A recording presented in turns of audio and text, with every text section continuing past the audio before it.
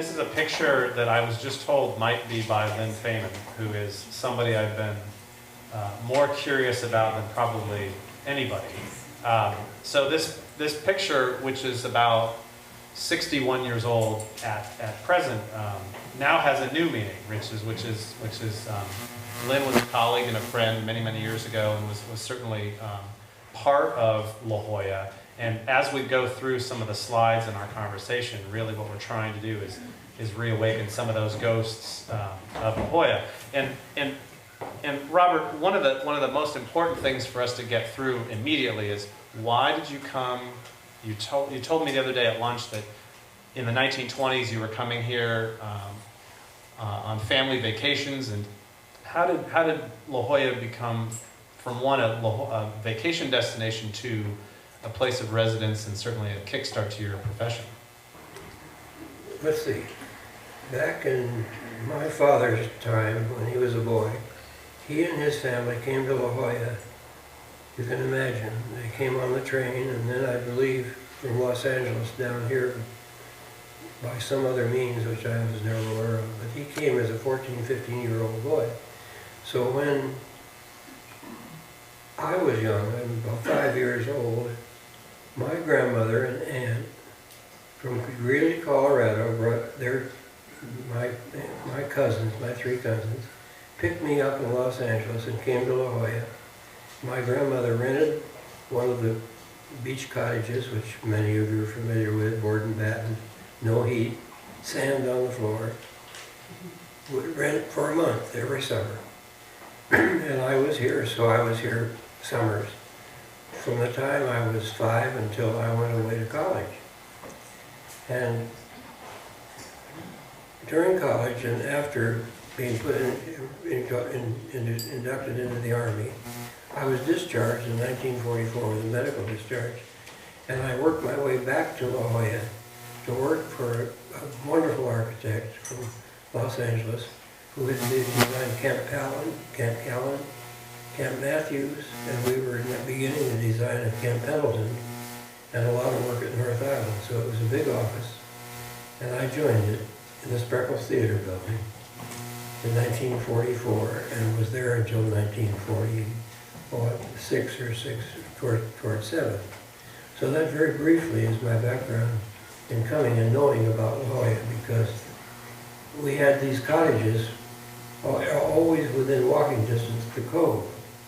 So every morning we would get up, have breakfast. My grandmother and aunt would make the lunch. We'd put on our bathing suits and go walk down to the cove with our umbrella. Now I remember Ellen Scripps, Ellen Ravel.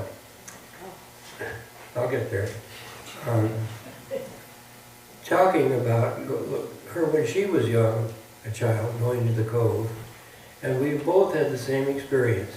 Our families both had big umbrellas, and great big umbrellas, and we would carry them down to the beach, and we always had our place on the beach at the cove. Nobody would dare take your umbrella space, and if they did, you kicked them out. And we would put up our umbrella, swim, have lunch, go back to the cottage, have a nap, prepare dinner, and have a walk on the rocks. This was our life during that month. And I'm getting choked up. It was so wonderful to think about.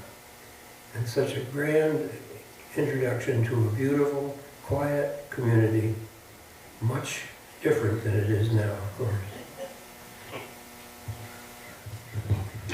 So when you start your professional career and you and Roy Drew begin an office together, and the Green Dragon, which you're going to see a number of slides from various angles about the Green Dragon, but principally one of the interesting things about a hub of activity that the Green Dragon is you put your office in this space. So what were those early years like with Roy in this upstairs office at the heart, basically the heart of the village? Well, the Green Dragon, as you know it, well, as we bought it, had 11 buildings. I think about 6 of them were built by Anna Held, and there are others by the Barney family and others. And we bought all 3 lots, which was, it had been assembled into 3 lots when Josephine Siemens bought it. I think that was about the same, that time. And so my father told me when I came down here to live, he said, I want you to find a place so I can retire and that I can manage some property. So Hilda Berenger was the real estate broker, and I found myself living over her real estate office in a little apartment. And one night I was telling her about my father's interest in having a piece of property, buying a piece of property that he could develop and manage. Well, she said, I have it. And she got out a cute little thumbed, rather worn brochure that she'd made up, showing the Green Dragon and the buildings, a little of the history and so forth. And I remembered it because when I was a little boy, there was a restaurant where the restaurant is now that we're rebuilding. And it was a curry restaurant. 2 women ran a beautiful curry restaurant, famous. And so I knew the property from the time I was little because we used to go there to dine. And then when it became the time during the war, some men from Chicago, 2 men from Chicago, had seen this restaurant location, found that it was for sale, and bought the lease.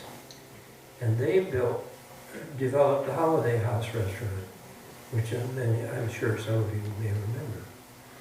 And it was a very good, fine restaurant doing very kind of standard kind of cooking, but all done very well.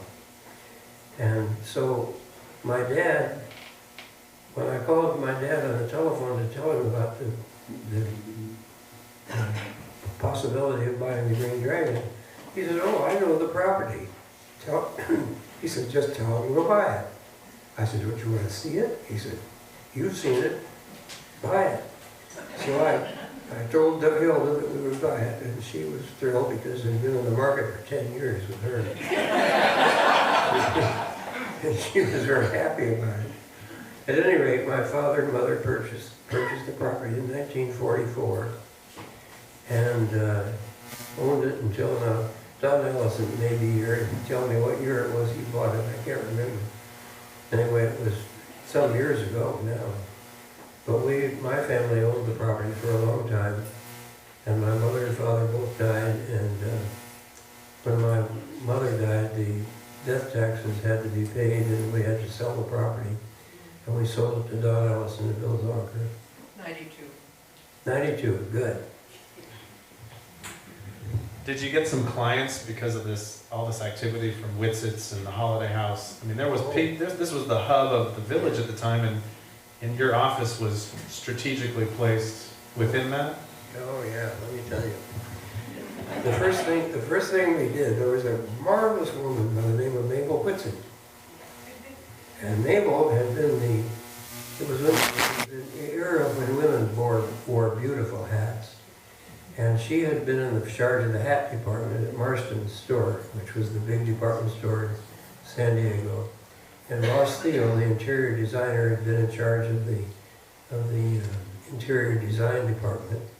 And Ross had come to La Jolla to open an office of his own. And Mabel came out here and rented space down near Girard Avenue Girard Avenue. And she realized that we were going to make a specialty shopping center out of the Green Dragon, she wanted to have a shop there. So she approached my father, and he made a deal with her that we would build a building for her, and I would build on the 2nd floor an office for myself and one for my father. So that building, I designed that building then, and it was my interpretation of what I saw in La Jolla as a character. Now, you could debate this, of course, but the broad eaves, the detailing, the concept of the building itself was my contemporary concept based upon some of the things I knew about the old architecture of La Jolla. And it was a vocabulary that I was very fond of and very not used to thinking in terms of. Well, when the building got built, the first thing that happened was I got a call from a woman by the name of Minerva Kunzel. And she and her husband Herbert lived in Point Loma, and she wanted to build a house that had the essence of a Japanese house, not to be Japanese, but to have some of the essence of it. And she saw that in my building in the Green Dragon for Maple Whitson. And so she and her husband came to see me, and we discussed what they wanted to do, and I felt very confident that I could do what Minerva wanted. And Herbert seemed happy to have me do it, and he left his wife and me pretty much to ourselves to design the house, and he very graciously paid for it. He was a wonderful client, though, I can assure you. But that was the beginning of a whole series of events that took place in my life, all starting from the Green Dragon. And we'll get into that, I suspect, in a minute. So why don't you take us back to 1948, 49, 50. What did Prospect, in your view at the time, look like and feel like when arguably the Green Dragon now is kind of a small eastern flank of what is otherwise a fairly busy street? But the way I understand it from the number of shops that you had in your own office, this was one of the busier sections of the whole street at that time. So what did Prospect look like at that time? Well, Prospect Street was residential entirely. I think the first commercial building to be built, what would be, I guess, north of La Valencia, was the Green Dragon building that I did. But there was some commercial activity. There were at least one or two restaurants. I think, as I remember back, there was an ice cream establishment. There may have been a real estate office, but I'm doubtful about that. But it was all residential in character, and you could park in front of any building any time, all day long. It was very quiet.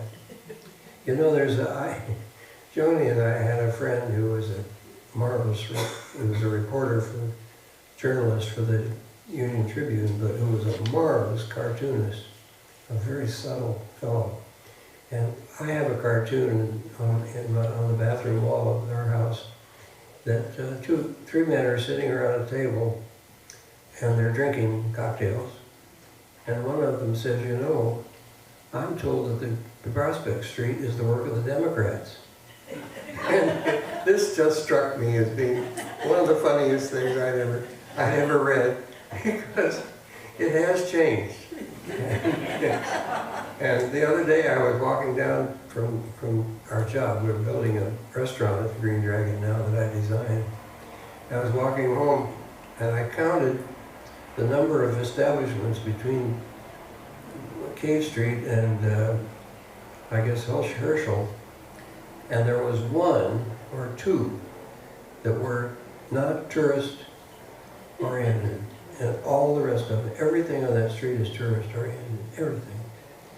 And to someone of my background and my experience in this community and my affection for it, it isn't a comfortable street.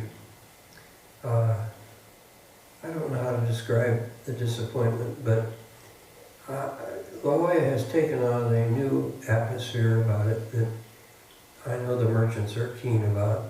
But when I first came here, and during the long period of my early life here, the establishments on the main streets on Girard and the peripheral areas were were principally for the locals and for services.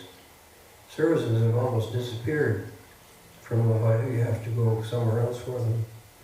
But I think we have a very serious change, and for many people who have lived here as long as I have, I think many of us are disappointed in the way it's developed. But that's reality, and that's what we have. When you were an architect at the dawn of this career, one of the things that we spoke about the other day was how Fred Liebhardt and Sim Bruce Richards and others, there was kind of a cadre of you folks that was not as competitive as it might be today, but kind of spirited. And even though you would compete for work, all your offices were fairly humble at the time. They were all small, and many of you came from elsewhere to be here in La Jolla. But can you draw us a picture of what that early life as an architect was, and some of the other players that were kind of in La Jolla also building and competing for these wonderful commissions? Well, Keith is right. The architects, all of the architects in La Jolla, all of us, Tom Shepard, Harold Abrams doing the traditional work for the community, Freddie Liebhardt and Sim Bruce Richards and Henry Hester and others. We were all very close friends. We competed with each other, we respected one another, we enjoyed each other's company. We were a fraternity, and I do not exaggerate that. We were, and that also, from my point of view, because Roger and I expanded our practice into San Diego principally. I designed, I think it was, how many, 18 houses, honey, that I've got written down there? I designed, I think it was 18 houses in La Jolla, and Roy did about 9. So we didn't build a lot of residential projects here in this community, but our practice expanded into San Diego, although our office was here a long, long time. But the comradeship and the fraternal feelings and the respect and the sense of responsibility to one another and to our ethics and our good business practices prevailed throughout all of my life and my association with my present compatriots. I won't say it isn't that way now, but I don't think it is in the same respect. The architects are all good people, but we had, after World War II, we had a particular relationship which is based upon all of our beliefs in humanist modernism, which we all practiced, all the people that I've mentioned. And that philosophy prevailed with us, and we respected one another for our beliefs and what we did. Speaking of respect, one of the things that I've come to understand from our conversations over the years is your respect for clients. So you had a respect for your competitor, your colleague in other architects, but you have a certain way of talking about some of these clients that you've had, not the least of which is some of them have become longtime friends, and you've gotten to know the kids of those original clients. But Henry Hester brought this up to you, I think, once, that he was in disagreement that one of your houses was a little too traditional for his liking. And he made a comment to you, why didn't you push the client a little harder to get something really fantastic out of them? And you said something back to Henry, that's what the client wanted. How do you differ in your relationship with some of these clients? And how do you tell that story to the audience here this evening? Well, there are all kinds of architects. There are those who push their way through their client, who insist upon their point of view, who produce, in many respects, some extremely significant work, but who, in many ways, ignore any of the personal feelings and sense of appropriateness of their client. reasons I can't explain to you, I have always held my client in very great respect. And I've always tried to understand the feelings if I'm doing a house for a couple. I spend a lot of time trying to find my way into their life in such a way that I understand how they feel about their environment. And I try to judge how far I could stretch them into some of the beliefs that I held very strongly about the humanist modernist movement in such a way that they would, that they would be stimulated by their environment and would be guided into possibly into more interesting lives by their environment that I create. But I never went beyond the point where I felt that they would be uncomfortable, emotionally, aesthetically, or physically. I've always respected the feelings of people in this regard. And in that respect, I had hundreds of jobs, actually. I made many, many, many friends, close friends, beloved friends.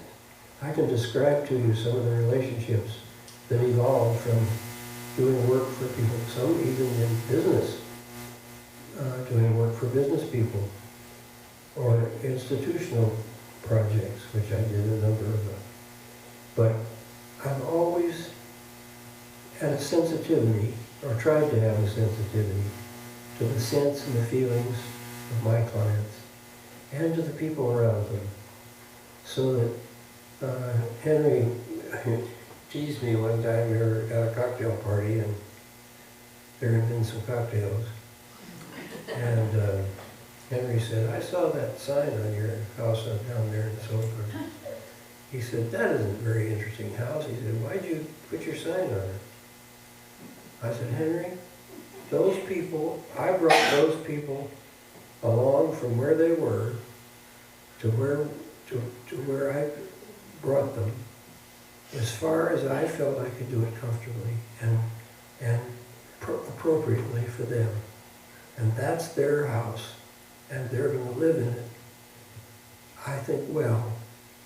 And I have reason to know that they lived in it all their lives well."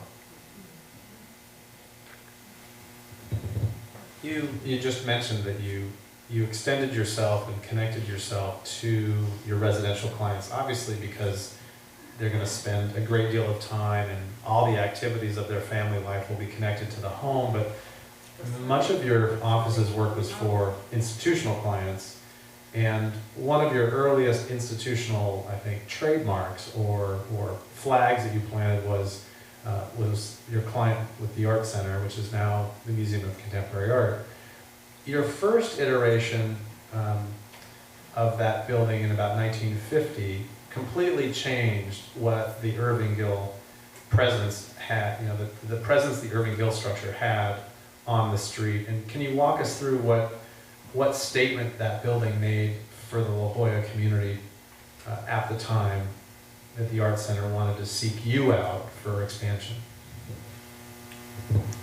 Well, I ought to explain to you a little bit about, before I answer the question, a little bit about my relationship with Roy Drew, because I know many, many of you knew Roy, knew what a wonderfully fine, wonderful man he was, and what a great architect.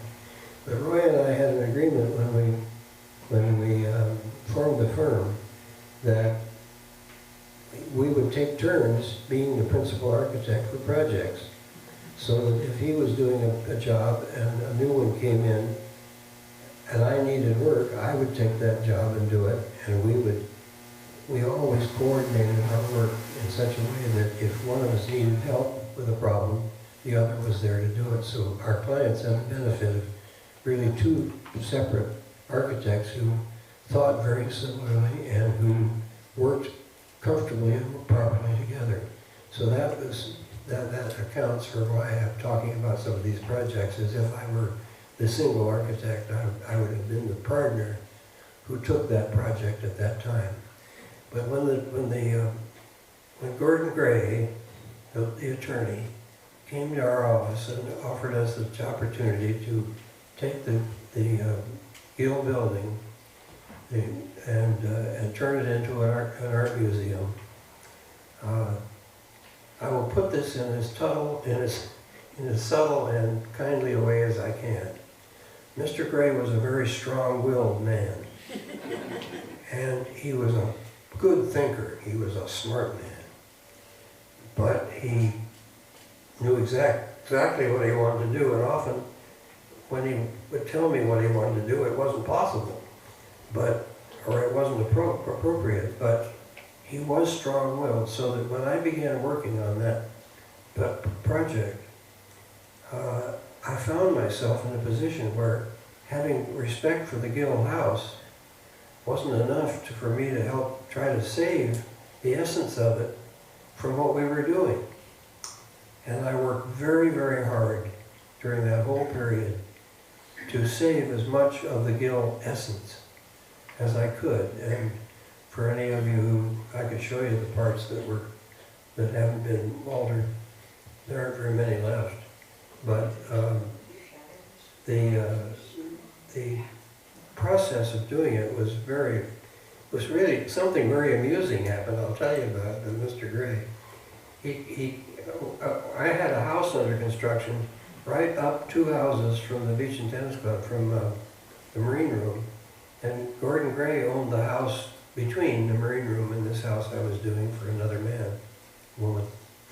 And he came into the office one day and he said, "You know, I've decided I'm going to have you do the planning. You're awfully good planners here." But he said, "I don't think you know much about drawing elevations." And he said, I said, "Well, how does that, Mr. Gray, what causes you to think that way?" Well, he said, "I've been looking at that house you designed next door to me," and he said, "I don't think you know much about elevations." So he had some things about it that puzzled him. So he said, "What I've decided to do," he said, "I'm going to have you do the plans, and I'm going to have Tom Shepard draw the elevation." Well, what do you think I said? I said, "Well, Mr. Gray, you know, that isn't going to work out very well, because as we do the planning, we do them in terms of three-dimensional thinking, and the elevations evolve from the plans, and two architects can't work that way together, even two architects working the way Roy and I work. You can't divide the work in that manner. It's a total creative adventure." And I said, "I'm sorry, but we can't do that." So he rolled up the plans, his set, and he said, "Well, thank you very much," and said, "Send me your bill." So off he went. Roy came out of the conference room, and I told him what happened. He said, "My God, this is our first big job." It always amused me. It was a $250,000 job. And that was a big, big project, I can tell you, at that time. So we decided, well, we can't do anything about this, and we went back to work on what we were doing. And about a month later, Mr. Gray came in. He called and made an appointment. He came in and he said, "Well, I've decided that I'm going to have you draw the elevations and the plans." Now, my guess is, I never checked with Tom. Tom Shepard and I were good friends, but I never spoke to him about it. And I had huge respect for Tom Shepard, incidentally. I want you all to know that he was a wonderful architect in this community as a traditionalist. But we went ahead and developed the rest of the planning and the elevations and the building. And a lot of things had to be done that were not the way I wanted to do them, or would have done them. But Mr. Gray was president of the Art Center, and as I say, a willful, very strong man, and paid the bills. And we were eating well at the time, and it worked out rather nicely, you see. So we built that part of the building, and for 30 years, we were their architects until the last alterations took place. And I want to tell you what a joy I still get out of that experience, because with the advent of the director, Lefty Adler, who came much later, I did a lot. I completely redid all of the galleries and added to them rather substantially, and did Sherwood Auditorium. And I take with great pleasure and pride and joy in telling you that the galleries and the Sherwood Auditorium are exactly the way I designed them. And that makes me feel very good. So I presume, by way of such a strong and important commission, the business just started booming for you. Commissions were coming in, new clients were coming in left and right. And that's, while that might be an exaggeration, you did a number of projects for retail clients in the village, and it helped shape what the built environment, at least of downtown La Jolla, looked like for the time being. And one of the comments you made when I brought this up the other day was reflecting back on all the one-story buildings by Richard Requa and by Tom Shepard. And over time, even though your designs were helping shape it, you remarked how you remembered the feeling of the buildings of La Jolla. Do you want to kind of walk through that, those Requa and those Shepard buildings, and remind us what La Jolla, at least on the commerce side, looked like in that period? Well, I have to tell you this. I'm 90 now, and that seems like a long time. And I started working here when I was 27 years old as an architect.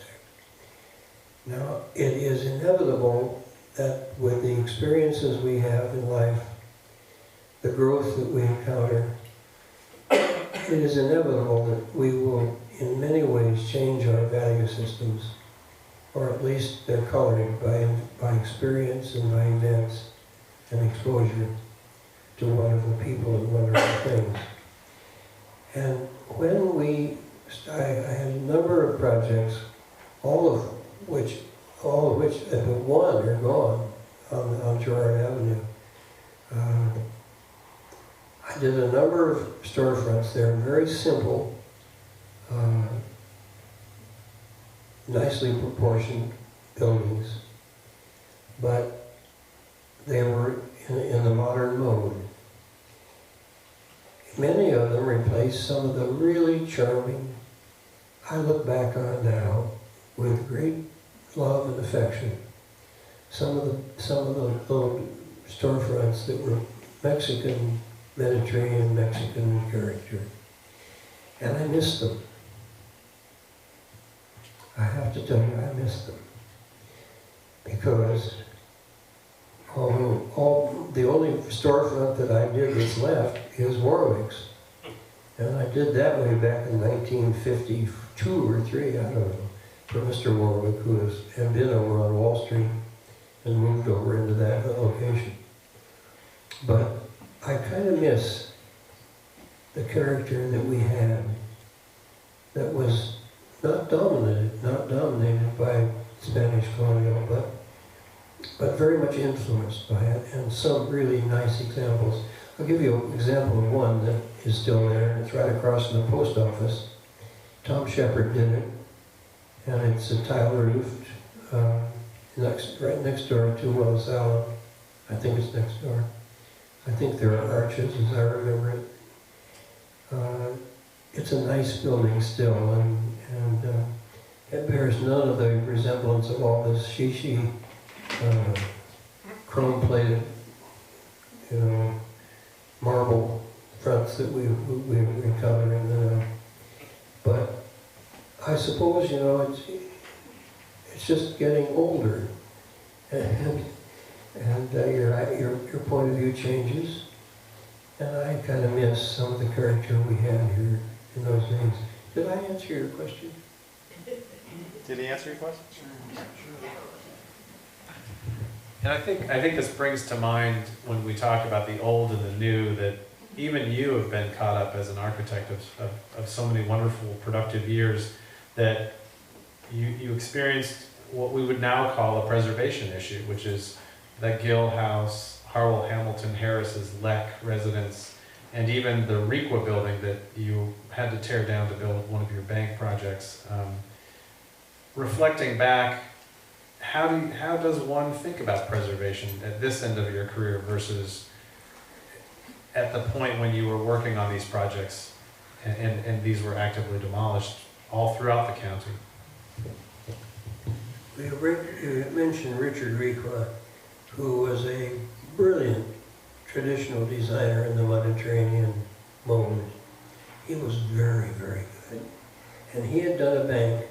You know, the bank on the corner of Gerard Avenue and Silverado has been so many different banks, I can't remember what the name of the bank was originally, but I think it was the California First National Bank of San Diego, I shouldn't say, but it had been there a long time, and it was a Requa building, and it was a superb building. I have pictures of it, and it was just, I think about it, and when I think, well, I'll follow it differently. It was a wonderful building, and Bob Peterson, the hot dog king, who got to be president of the, I guess it was the California First Bank, he became president, and he hired me to do the new branch here in La Jolla. And it was on the site, of course, of the Requa building. So I said to him, I said, you know, Bob, that's too good a building to lose. That's just, this was before there was the development to save historic buildings the way they exist now. But I said, Bob, this is just too good a building. He said, well, if you can figure out how to put the space in it that we need, and you have the program, I'll save it. But he said, if you can't, he said, we're going to tear it down because we're going to build our bank there to serve our needs. So I worked for, I think about 9 months trying to find a way to save that wonderful building. And I couldn't do it. Now I kind of choke up when I think about the loss. It really still bothers me. And then I designed a building that I personally thought of as being a good humanist modern building, which has recently been altered considerably, much to my distaste. But I did that building. I want to tell you a little story about it, though. It's kind of neat. That interior of the Requa building had a sloping ceiling that went to a ridge centered over the banking room. And in the end of the banking room, maybe some of you remember, there was a marvelous mural above the doorhead height and up to the sloping ceiling. And so it was a big, big mural. And I just thought, my God, that's a terrible thing to lose. And one Saturday, when they were doing demolition work and there was nobody working, I got a ladder and I got up on a ledge at the foot of, adjacent to this mural, and looked at it to see if by any chance it was on canvas and not just on the wall. And my gosh, down in the corner, way down in the corner, at the bottom of the picture, there was a little bit of the what turned out to be canvas curling away from the wall, just down in the corner. And I went down and I started to peel it back, and I peeled and I peeled, and I got a great big roll about this big around, and I kept rolling, and I got the whole thing rolled up. It took me 2 hours to get, and I didn't crack any of it, the paint on it. And I got it down. I got a friend to come and help me take it down, get it to the ground, and we saved it. And you can see it today over in the community center. It's in the end of the big room there. excuse me, that bank is now the Union Bank at the corner Yes, of Gerard that's and correct. Silverado? Yes. I remember that mural in 1954 when I Yes. was up in my Now, account there. do you remember the name of the artist? There's a famous woman artist. Bell, Yeah, Joni knows. Say it again, honey. Baroncino. Yes, a wonderful Did artist. you hear that? I think, yes, I think she did the one in the post office also, yeah. But wasn't that neat? I just love that. But coming back to preservation, I have a strong feeling about that. I realize I'm here in the headquarters of the Slovak Historic Society, and the preservation is your whole aim. I am very keen about preserving things of value that are historic. I have also a strong feeling about the appropriateness of, or the lack of appropriateness, of taking away from people their private property rights and their privilege to use their land in accordance with written law. Everything that I respect in terms of the law is written somewhere where you can read it and interpret it either yourself or by virtue of officials or by virtue of the courts. And so I see things happening, and in my own personal case, there are many of you now here who know about the case that I'm talking about, the Green Dragon, where phony evidence was collected to get that property named historic, and it took me 7 years to get it freed. And it was a very costly and unpleasant time in my life. But I do believe that particularly when people desire to make their properties historic, that they should do it, and there should be a method for doing it, and there should be, or on the other hand, if there are properties which are owned by people who do not want to have their properties designated, there should be a way for the government or private citizens to buy that property and perform the proper activity to save it. Now, this is very common in Europe, but it is not common in this country. And I think we all here who want to save good things should put some of our energy toward finding a way to get legislation that would enact, it could be enacted, which would help to preserve properties that should be designated, and be fair to the property owners who own the property. So this is a challenge. I throw it out to all of you to think about, because I would join you in trying to do that. I believe strongly in it. Keith talked about the Harwell Hamilton Harris house. I worked for 2 architects, and he was one of them. He's a world-renowned modernist. And he had done a house here in La Jolla for a man by the name of Louis Leck, a Dutchman. And it was a superb humanist modern house. It was just a wonderful house. And Louis Leck died, and other people bought it, and it got corrupted rather badly. And finally, it was purchased by a friend of mine who hired me to completely rebuild it and put it back in the condition that it was in when Harwell did it. And this wonderful gentleman paid the bill and got that house in. We got it in beautiful condition. And due to personal circumstances of his, he had to sell it. Some people bought it and over a weekend tore it down. Probably paid the fine, the city probably fined them $10,000. They paid, and this was on a site up on the hill that had sweeping views, just wonderful. The new owner built a big, ugly, what do we all call them, these houses? McMansion, a great big one, and decided he didn't like it and left it, sold it, I guess, or I don't know what happened to it, but he didn't stay. So this is a case where the owner, the original owner, or the owner that I worked for, I make the assumption that he would have been very happy to make it historic, because he insisted on rebuilding it to be exactly the way it had been when it was new. So there are cases when this can be done, and I'm just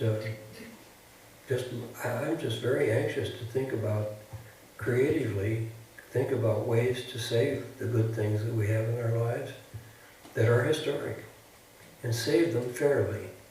I insist on them being saved fairly. What is the existing law? Beg pardon? What is the existing law? Well, you'd have to ask, I shouldn't say, but we have experts in this room right now who know all about it. Marie Leah, the attorney, is here, and she knows, I think, everything about it, in the present law. I shouldn't try to enumerate what I know about it. One of the things that maybe didn't touch on preservation, but was certainly enacted, was the La Jolla Community Planning Association, and this group that you and a few folks started in the late 50s, early 60s, and tried to work towards transforming and a common understanding of what La Jolla could or should look like. And while it may have not been preservation-minded at the time, it was La Jolla-minded. So do you want to recollect some of those early days about that commission? I'd be happy to. When I came back to live in La Jolla again, I had gone to Los Angeles in 1945 to get my registration, and I came back a year later. The first thing I did, my father Jack, had been on the board of the La Jolla Conservation Society. Does anybody here know about the La Jolla Conservation Society? No? Well, there were a lot of a board of really dedicated citizens who were here who had formed a group with that name for the purpose of conserving the things about the community that they cherished. And we did all sorts of things. We saw to it that there were no signs. It was the beginning of the period when signs, real estate signs and rental signs, were all prohibited from being on the street. Now, we did it by persuasion, but people were very cooperative, and we didn't have signs in La Jolla. We cleaned vacant lots. We picked up junk on the streets. We did all sorts of things to preserve, and we did a lot of planting, trees and various other kinds of planting. Did a whole lot of good things. Well, there were a couple of us got together considering the problem that we all faced here in La Jolla, and that we had a Chamber of Commerce, and we had the La Jolla Conservation Society, and we had a merchants group, and we had a whole lot of some residential groups in various neighborhoods. And there were all these people, and something would come up about La Jolla downtown at the city council. Why did we all show up down there and all put up give our points of view, many times not agreeing on what we were asking for. And the city council was in total misbelief that these crazy people were down there and hadn't made up their minds what they wanted. So we decided to start something called the La Jolla Town Council. And 5 of us got together and started the La Jolla Town Council, made up all the rules and started the organization, and it has developed into what you know today. After that, sometime, we had 2 high-rise buildings built here in La Jolla, which caused a great deal of discomfort and irritation on the part of citizens. One, the Seville, and the other was the 939 Coast. And all of us, including yourself, including yours, Pearlie, were concerned about the prospect of having a lot of these bulky buildings built in our community, which was totally out of scale with everything else that was represented here. So there were again 5 people got together. I think it was, what was the lawyer's name? Gosh. Yes, Carl. Carl and I and Roy and Admiral Henderson from Jim Copley's office, 2 or 3 others, we all put up some money and we formed what we call La Jolla Inc., La Jollans Inc., which was patterned after San Diegans Inc., which was the first community planning group in San Diego, representing, in that case, downtown San Diego. And so we started La Jollans Inc. It is now known as wait a minute, I wrote it down because I can't remember. The La Jolla Community Planning Yeah, Association. the La Jolla Community Planning Association, which is working today hard to do its job and see that that people follow the rules that have been established. I don't know. I think about it a lot, and I'm not sure that these are the best ways to get things done, because in some respects, people join these organizations for different reasons than just trying to improve the community. I don't know, I think it's the best that we can do to have representation with our city government. There's been competition between the town council and the planning group, and there's been some discontent. But I guess, taken as a whole, it's the best thing we can do. But I sometimes think, gee, I helped start those 2 things, and they sure give you a hard time sometimes when you're trying to do something. But I get there? Yep. I think arguably one of the major forces in architecture in La Jolla has been the development of UC San Diego, and you played a significant role both on the early side in a planning capacity with Muir College, but also you continued to be a routine presence all the way through the 1980s by continually being a firm that would go back and design additional buildings for the campus. And maybe you could kind of, I know summarize is a long shot, but kind of give us an encapsulation of some magnitude that is something like 20 odd years of continued practice on the campus, and how you've seen that campus grow and affect La Jolla and the La Jollans themselves as residents. Well, I have always been an ardent supporter of the University of California, San Diego, and it's coming here. At the time that it was proposed, there were a great many people who were opposed to that, to having a university here. One of my best friends said to me one day, he said, "Do you mean to tell me that you're going to be willing to go out on Monday morning and pick up beer cans off your lawn?" I said, "You bet, I'll pick up all the beer cans anybody can throw there to have a university." I've been a strong believer in a university, and certainly in this one that we have built. And I did the first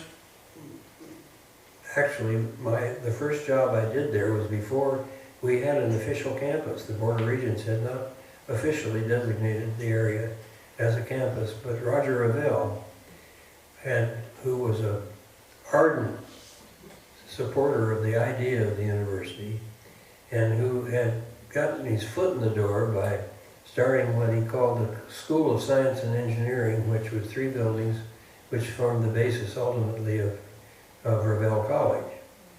And those buildings were being built, and they're up above Scripps Institute of Oceanography.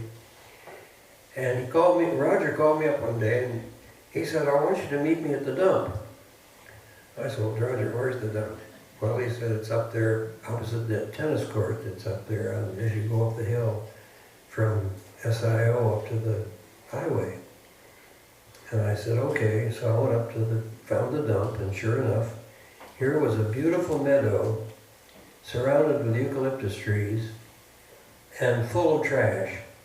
Old boats and pipes and sheet metal things and all kinds of junk there. And he was there, and he said, now I want you to design 100 units of married student apartments here. And I want you to preserve the meadow, and I don't want you, you may not cut down one tree, no trees, and go to work. So he had a program written out to 2 bedrooms and a bathroom, et cetera, et cetera. And so I went to work and designed the units, and then I put them in a fan-shaped configuration on the site, which preserved and related nicely to the meadow, and opened up the views for each of the buildings, and you can go up and see it today up there. And so when I got the site plan all done, I called him up and I said, now meet me there, Roger, I want you to see what I'm doing. Went up and I said, now here it is. He said, that's perfect. That's just absolutely perfect. I said, yes, but we're taking out one tree. One tree? He said, I told you no tree. I said, I guarantee that we'll plant 4 trees if you'll let us take out this one tree, because it's right in the middle of the community planning meeting room and the laundry. And there's no other place to put the community room and the laundry. So he finally succumbed and let me cut down one tree. But that was my beginning of working at UCSD. And I've done a number of buildings up there, including 2 buildings at Muir College, and I master planned Muir College completely and coordinated all the other architects' work to be a vocabulary of my buildings, so that there is a very nice continuity of character of the buildings at Muir. And the exterior spaces, I think, are very successful and very pleasant. And I took great pride in that. That took a long time, many years of work. And I designed the faculty club, and I designed another big laboratory building, and a whole lot more housing. There were about 400 units more housing. And I did a lovely little art gallery, which ultimately was trashed by virtue of one of the faculty doing an art exhibit in it and wrecking it in the process. But that has all taken up a lifetime of my interest in UCSD and becoming familiar with a lot of people there and very respectful of them and liking them a lot. My wife Joni, I met because she was working there. She was in charge of the alumni director, and so we are both had a lot of that background at the university and continue to do so. But I am convinced that the University of California, San Diego has been the predominant reason that San Diego has grown in the healthy way in which it has. If you go out on the Mesa and look at the institutions that are out there, the businesses, and the research, and the manufacturing of very wonderful products, you realize that an awful lot of that is based upon the realization that we have a brilliant research university here, and a great graduate program, and they're developing and have developed a very good undergraduate program also.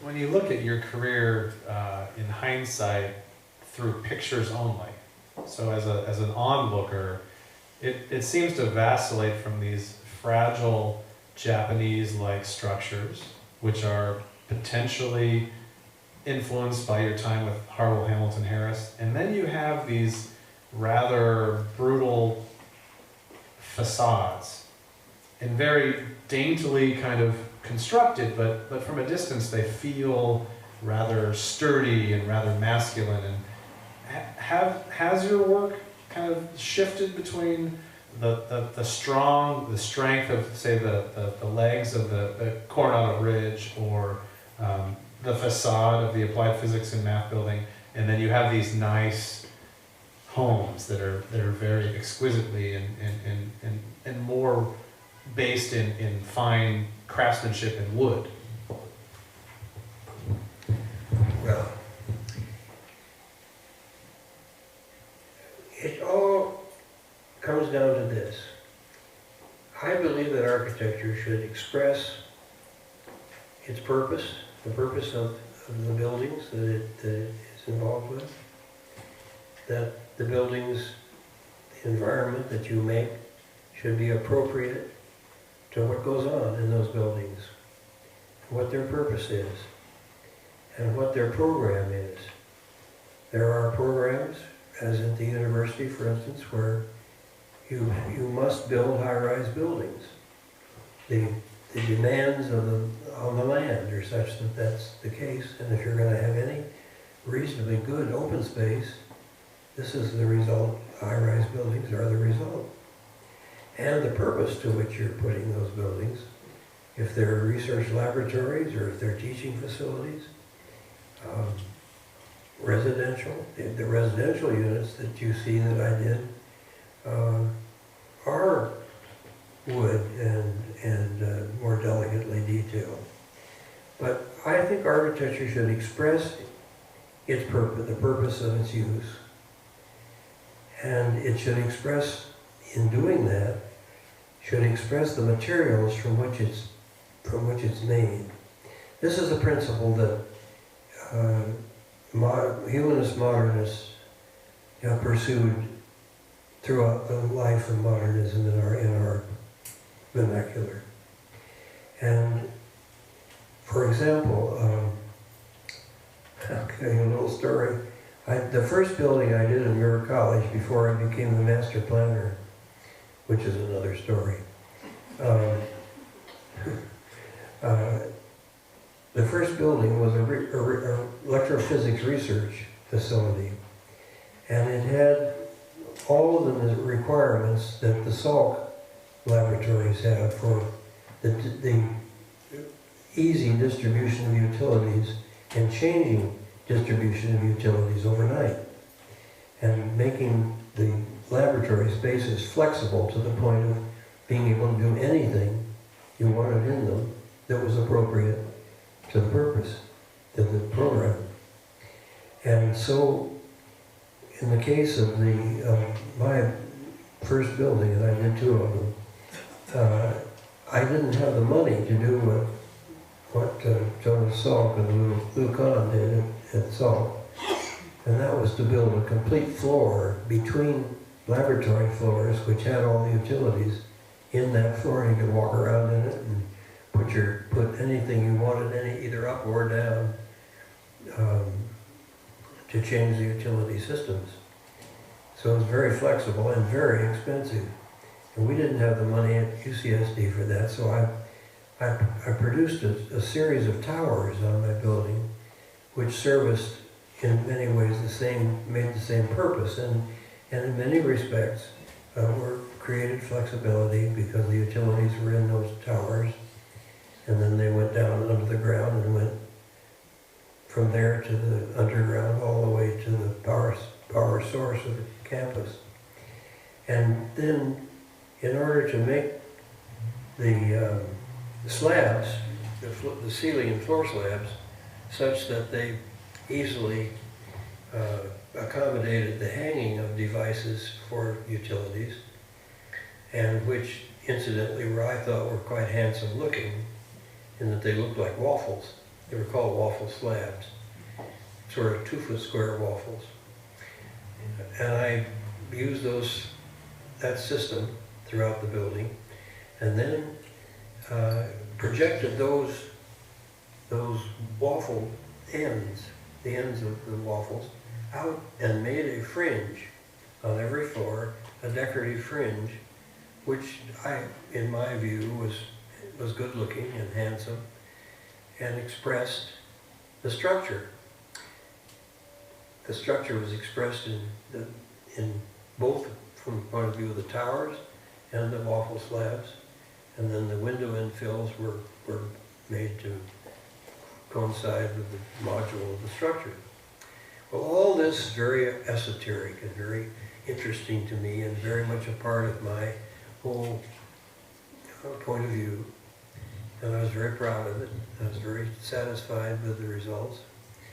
And so, in those days, the chancellor was chairman of all the committees and everything. The university only had, I think, 10,000 people. And so Chancellor York was chairman of the building committee, or the committee which approved designs. And so I had to appear before the committee and Herb York.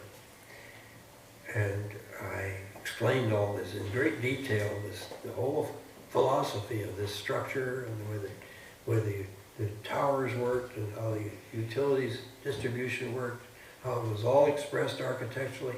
You could read it on the building. You could see it happening. You knew what was going on.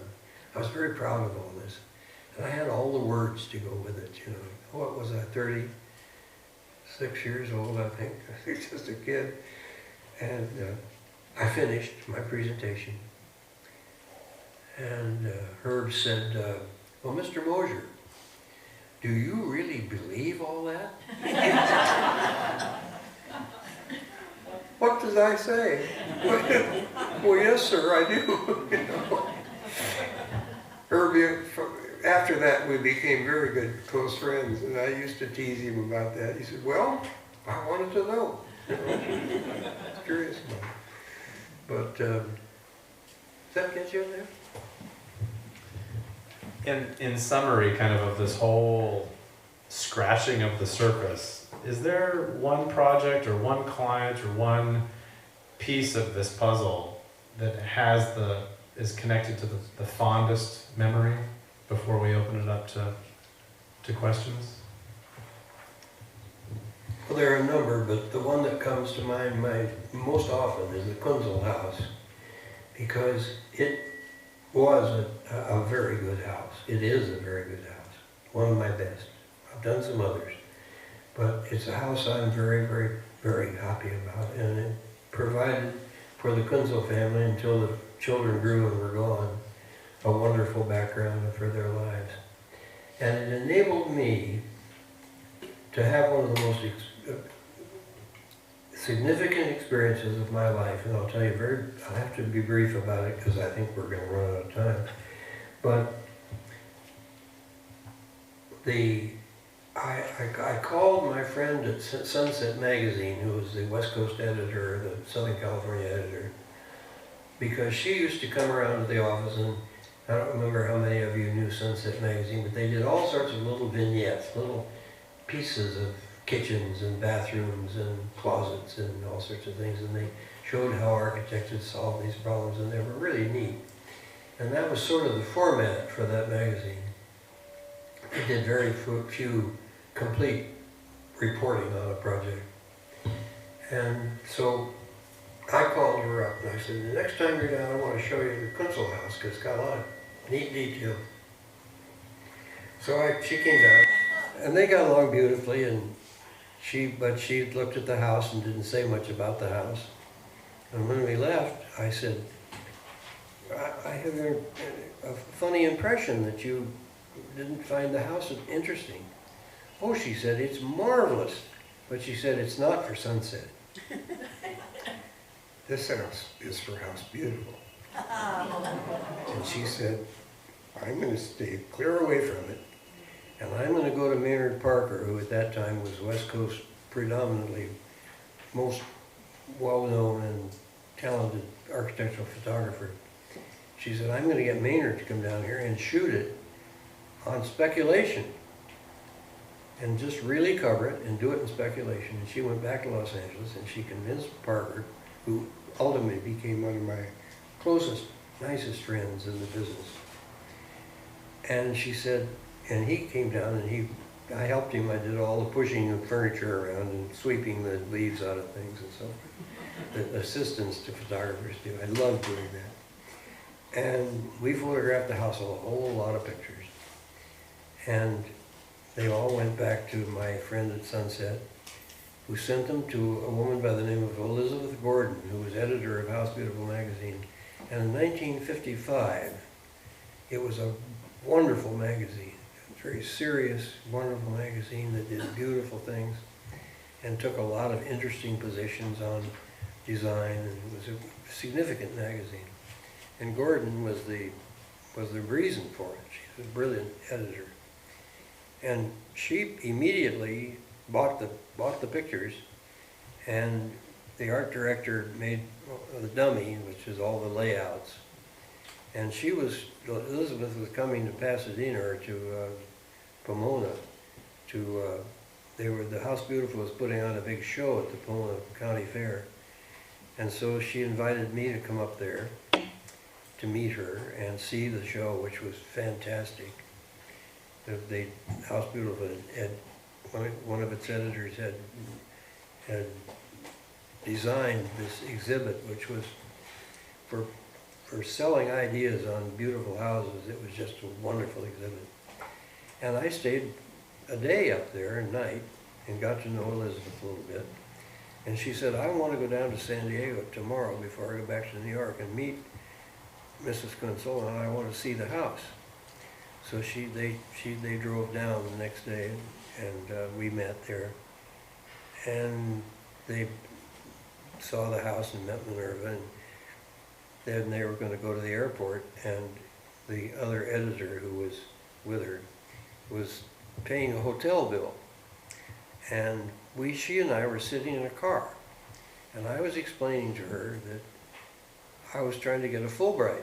She said, well, your business is just blossoming, and you have all this nice, wonderful work, and you're doing nice things, and why in God's name do you want to leave? I said, well, I'll tell you something. I don't like to use this term, but I did. I'm a hick from San Diego. I've never been anywhere. I've never been east of Denver. I don't know anything about the world, and I damn well know I don't know anything about the world, and I want to find out what it's like before I'm stuck putting kids through college and trying to keep my big practice going that I'm going to build.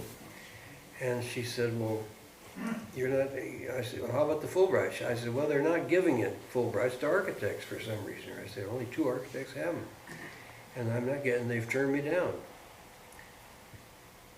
She sat right there next to me in the back seat of that car, and she said, look, if you will come to New York for 2 years, I'll see that you see America in a way that you couldn't possibly see it any other way. The entree you will have will be the best in our profession, and you'll be halfway to Europe.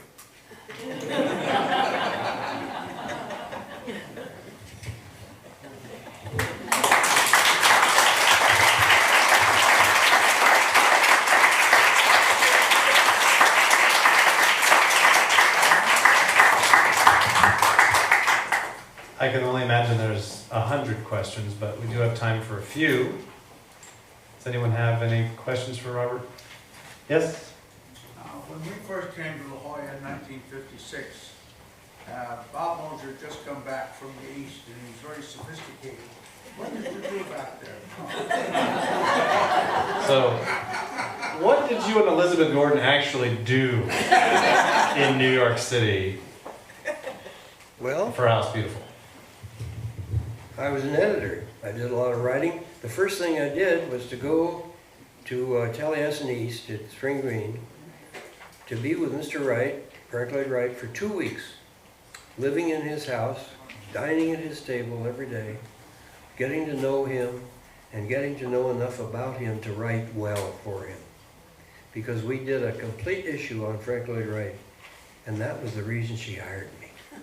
Because she recognized that I had studied Wright, that I knew, first of all, that I knew enough about his background and his philosophy to be able to evaluate it. And so when I got to New York, the first thing we did was to go to Taliesin, and came back and started working on that issue. Now, in addition to that, I wrote articles on everything you can imagine. All kinds of wonderful things. I did a lot of writing. I learned to write. I'm a pretty good writer now. Where did you live at that time? Oh, I couldn't live in New York. They paid me nothing. I lived in Dobbs Ferry. And it was kind of nice because my kids went to a nice school. I was on the, I took the train up and down. I was in New York about half the time. I traveled a lot. And I was in on that train up and down the Hudson, which was just glorious. I give you my word. You make nice friends on the train. You have lots of train friends. And I had marvelous experience though traveling and meeting everybody in America. I mean, everybody. And some of them thought that House Beautiful was on the right track and loved what we were doing, and some of them thought we were doing the wrong things, and we had great discussions about it. And I will tell you that it was the greatest education any young architect could possibly have had.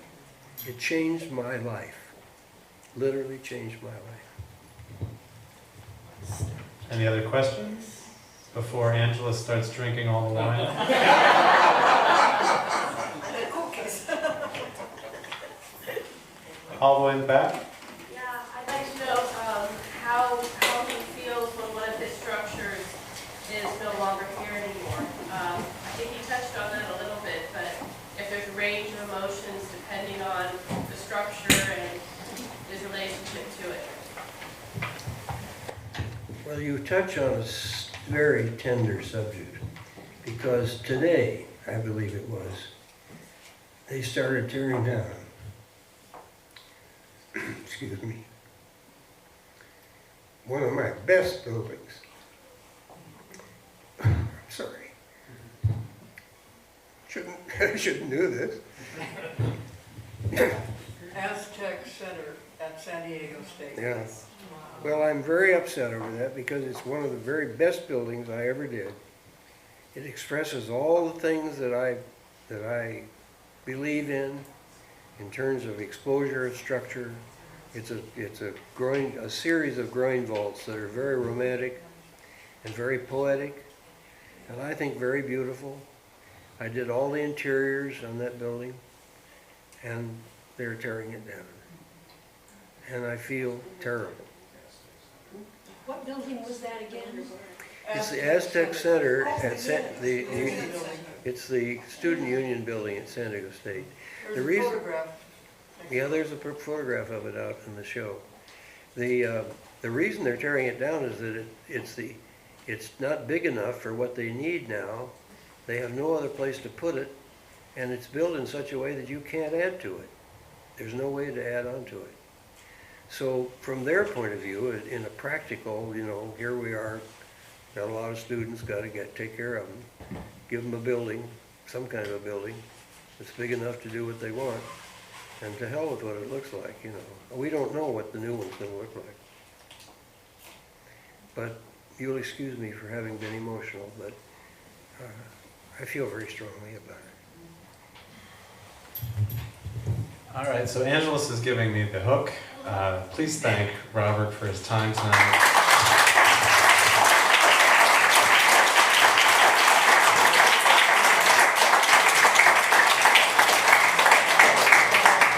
Thank you all for coming. I'm Thank very you. appreciative. See you. Thank you so much.